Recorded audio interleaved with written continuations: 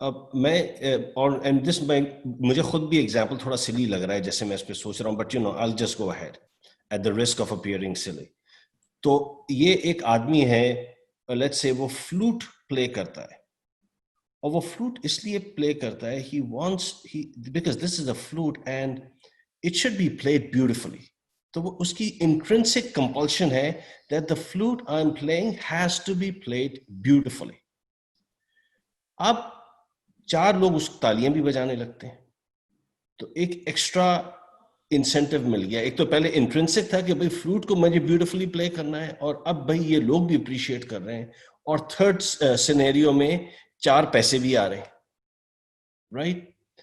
تو یہ میں جس طرح دیکھ رہا ہوں, it is really one and the same thing. It is a reward which is changing its shape. Initially it was that intrinsic value of playing, وہ reward وہ تھا. اب reward میں ایک added value آ گئی clap کی, تالیوں کی, اور پھر مزید added value آ گئی پیسے کی.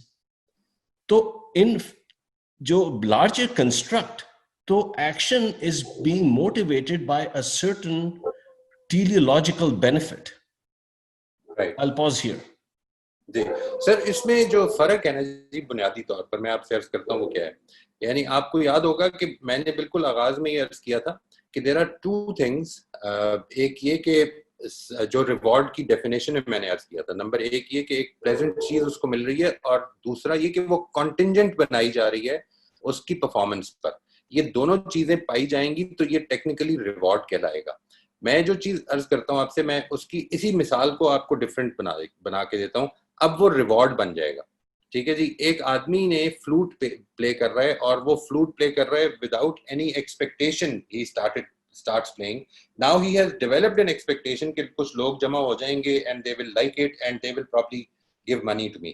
But let's say کہ بجائے اس طرح ہونے کے, اصل میں وہ جو لوگ ریوارڈ دے رہے ہیں وہ اس کو کنٹرول بھی کرنے لگ پڑے, اور وہ کہیں کہ یہاں پہ 9 بجے سے لے کے 12 بجے تک تم نے فلوٹ پلے کرنا ہے, اور پھر تمہیں اس کے یہ پیسے ملیں گے.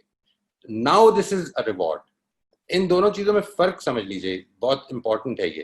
یعنی جس وقت آپ اس کو کنٹینجنٹ کر دیتے ہیں پرفارمنس کو, اور پرفارمنس کنٹرول کرنے کے طریقے بنا دیتے ہیں. یہ بات بالکل واضح رکھیے کہ جب بھی آپ کو ریوارڈ جو ہے وہ پرفارمنس کو یا انسان کی آٹونومی کو ہیمپر نہیں کرے گا, تو یہ ڈی موٹیویٹنگ بھی نہیں ہوگا. یعنی یہ بالکل ٹھیک ہے آپ نے فرمایا ہے, اور بہت اچھی مثال ہے.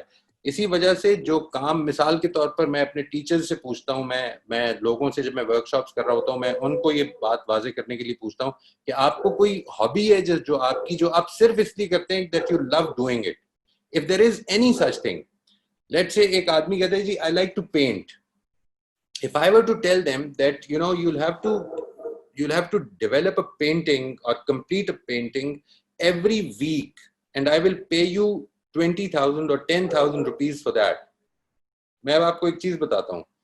Very soon the motivation of painting will actually transform by the motivation of getting those 10,000 rupees. یہ ہے جو اصل میں مسئلہ ہے. جیسے کنٹرول پیدا ہوگا نا جی, تو اس کے نتیجے میں اصل میں ڈی موٹیویٹ آدمی کی انٹرنسک موٹیویشن ختم ہوگی.